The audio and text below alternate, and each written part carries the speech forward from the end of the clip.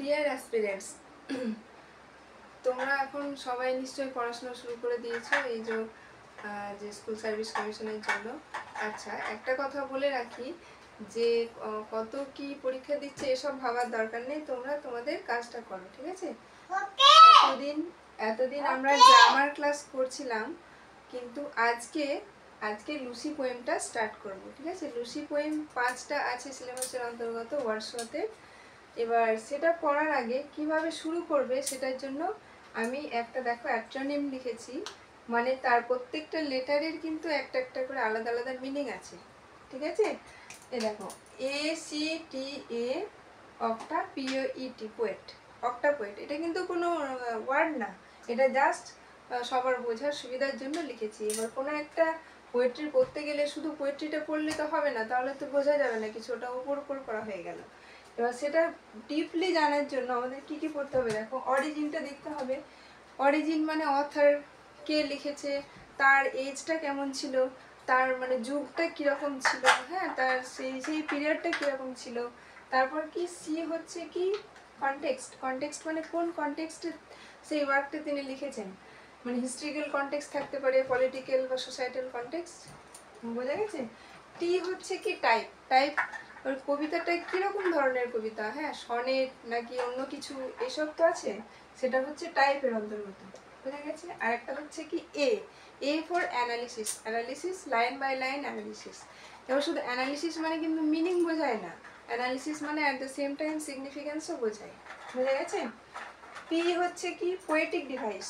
Poetic device মানে তার মধ্যে পড়ে কি কি কি ফিগার্স অফ স্পিচ আছে, সেগুলো পোয়েটিক ডিভাইসের মধ্যে পড়ে।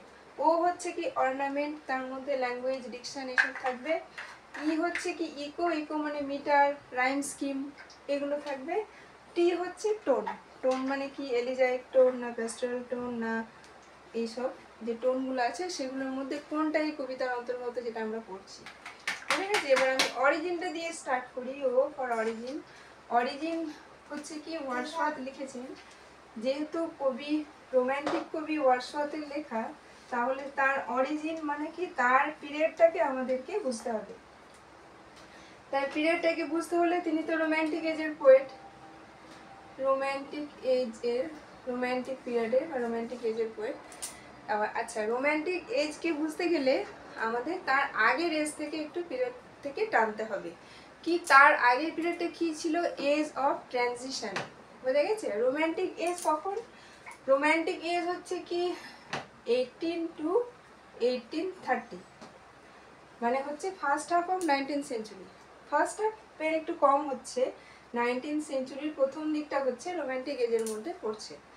এবার রোম্যান্টিক এজকে বুঝতে গেলে তার আগের এজটা কি? এজ অফ ট্রানজিশন, বুঝা গেছে? এজ অফ ট্রানজিশন মানে কি? ট্রানজিশন মানে হচ্ছে একটা চেঞ্জ।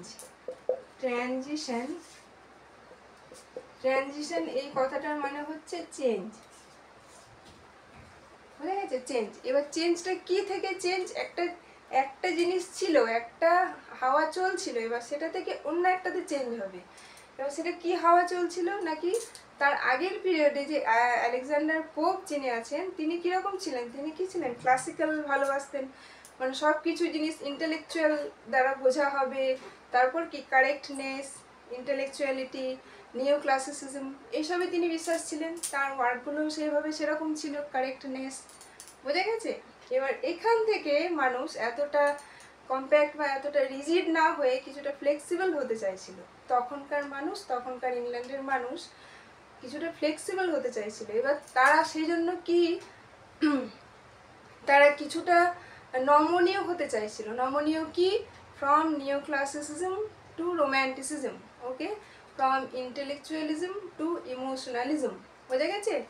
তাহলে কি যে খুব বুদ্ধি বা এইসবের ইয়ে থেকে কিছুটা ইমোশনাল ইয়ে থাকবে, সেই যে চেঞ্জ, সেটাকেই বলছে এজ অফ ট্রানজিশন, বোঝা গেছে? এবার যেহেতু তখন মানুষ কিছুটা ইমোশনাল বা রোম্যান্টিক হতে চাইছিল, আবার অ্যাট দ্য সেম টাইম কি হয়েছিল? ফ্রেঞ্চ রেভলিউশন হয়েছিল, ঠিক আছে?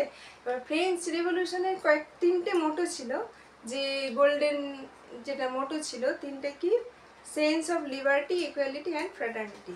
সেন্স অফ লিবার্টি দেখো, sense of liberty, liberty, equality equality and fraternity.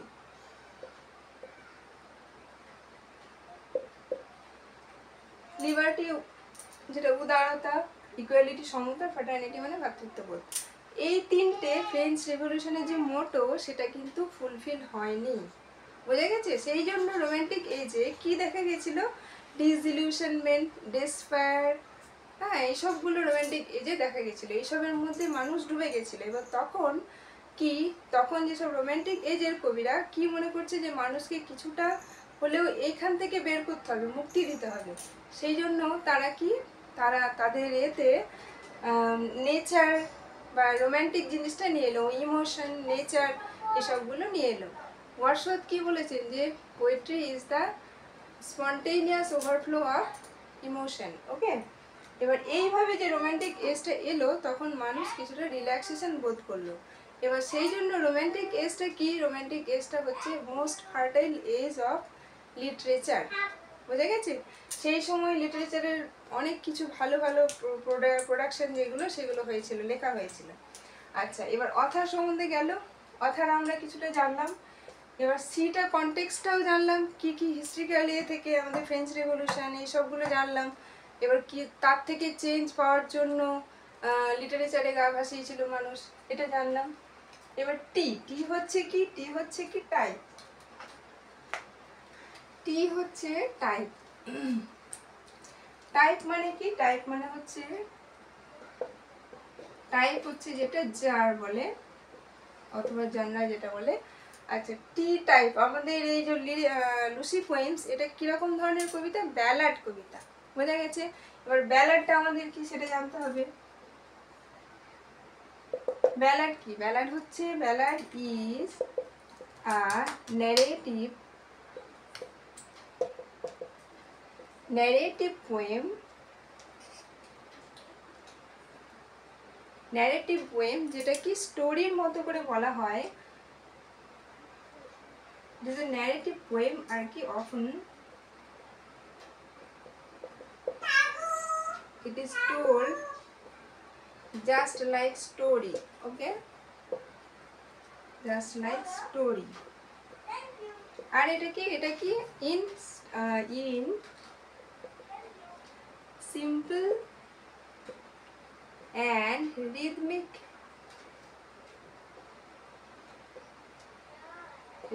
ল্যাঙ্গুয়েজে বলা হয়। often আর কি, often meant to be recited or sung মানে। আচ্ছা, ব্যালেড, ব্যালেড তাহলে আমরা কি জানলাম, ব্যালেড হচ্ছে একটা লং ন্যারেটিভ, বাংলায় বলতে গেলে কি একটা বর্ণনাধর্মী কবিতা, যেটা হচ্ছে কি গল্পের মতো করে বলা হয়, বোঝা গেছে। কিরকম ভাব, সিম্পল অ্যান্ড রিদমিক ল্যাঙ্গুয়েজে, সিম্পল সরল এবং ছান্দিক একটা ভাষায় বলা হয়। এটা অনেক সময় কি হয়, কবিতার মতো করে বলা হয় অথবা গান করাও হয়, বোঝা গেছে। তাহলে এটা হচ্ছে ব্যালাডের অন্তর্গত, ব্যালাডটা আমরা বুঝলাম।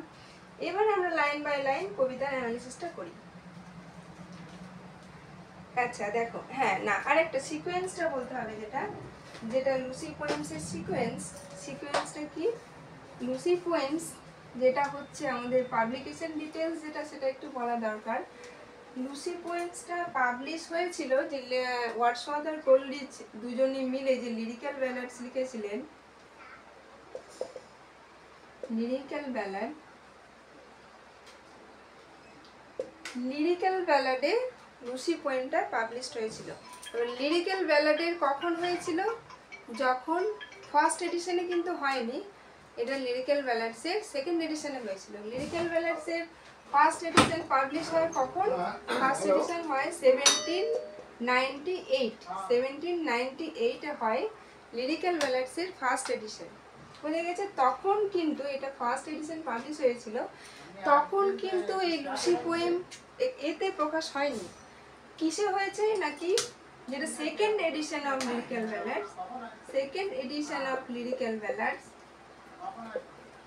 Second edition of lyrical ballad, যেটা কি সেকেন্ড এডিশন অফ লিরিক্যাল ব্যালাডস যখন পাবলিশ হয় 1800 সালে, এই 1800 সালে যখন second edition of lyrical ballad publish হয় তখন 4টে লুসি পোয়েম পাবলিশ করা হয়েছিল, বুঝে গেছে। কিন্তু একটা হয়েছিল কি, আই ট্রাভেল অ্যামং আনগার্ডেন men, I travel among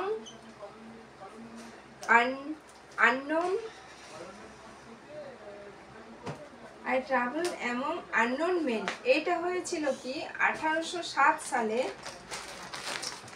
The poems